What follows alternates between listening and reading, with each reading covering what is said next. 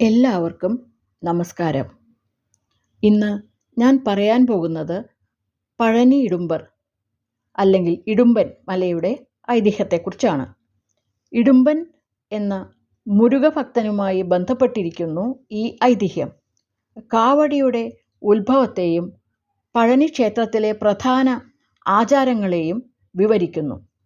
അഗസ്ത്യമുനിയുടെ ശിഷ്യനായ ഇടുമ്പനോട് ശിവഗിരി, ശക്തിഗിരി എന്നിങ്ങനെ 2 കുന്നുകൾ കൈലാസത്തിൽ നിന്ന് തെക്ക് ഭാഗത്തേക്ക് കൊണ്ടുപോയി സ്ഥാപിക്കാൻ ആവശ്യപ്പെട്ടു. ഈ കുന്നുകളെ ഒരു തുലാസിൻ്റെ 2 അറ്റങ്ങളിലായി വച്ച് ഒരു വടിയിൽ തൂക്കി ചുമലിലേറ്റി ഇടുമ്പൻ യാത്ര തുടങ്ങി. ഈ വടിയാണ് പിന്നീട് കാവടിയായി മാറിയത്. യാത്രക്കിടയിൽ ക്ഷീണിച്ചപ്പോൾ ഇടുമ്പൻ പഴനിയിലെ ഒരു സ്ഥലത്ത് ആ കുന്നുകൾ ഇറക്കി വെച്ച് വിശ്രമിച്ചു. വിശ്രമത്തിനു ശേഷം കുന്നുകൾ വീണ്ടും ചുമലിലേറ്റാൻ ശ്രമിച്ചപ്പോൾ അവ അനങ്ങുന്നില്ലെന്ന് മനസ്സിലായി. അപ്പോൾ ഒരു കൊച്ചു ബാലൻ കുന്നിൻ മുകളിൽ നിൽക്കുന്നത് ഇടുമ്പൻ കണ്ടു. ആ കുന്നിന്മേൽ അവകാശമുന്നയിച്ച് ആ ബാലൻ ഇറങ്ങിപ്പോകാൻ വിസമ്മതിച്ചു.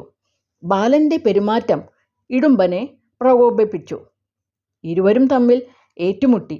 എന്നാൽ ആ ബാലൻ സാക്ഷാൽ മുരുകനാണെന്ന് ഇടുമ്പൻ മനസ്സിലാക്കിയിരുന്നില്ല.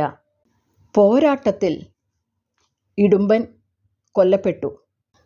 ഇത് കണ്ട് ഇടുമ്പൻ്റെ ഭാര്യ ഇടുമ്പി അഗസ്ത്യമുനിയുടെ സഹായം തേടി. ഇടുമ്പൻ അഗസ്ത്യമുനിയുടെ ശിഷ്യനാണെന്ന് മുരുകൻ മനസ്സിലാക്കിയപ്പോൾ അദ്ദേഹത്തെ പുനരുജ്ജീവിപ്പിച്ചു. കാവടിയുടെ പ്രാധാന്യം.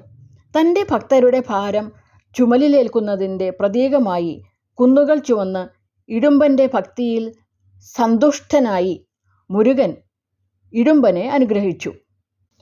പഴനിയിലെത്തുന്ന ഭക്തർക്ക് അനുഗ്രഹം ലഭിക്കുന്നതിന് മുമ്പ് ഇടുമ്പനെ വണങ്ങണം എന്ന ഒരു അനുഗ്രഹം നൽകി.